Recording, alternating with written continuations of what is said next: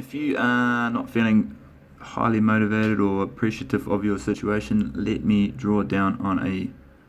bit of inspiration for you right now. In Gold Coast, right now the Commonwealth Games are on,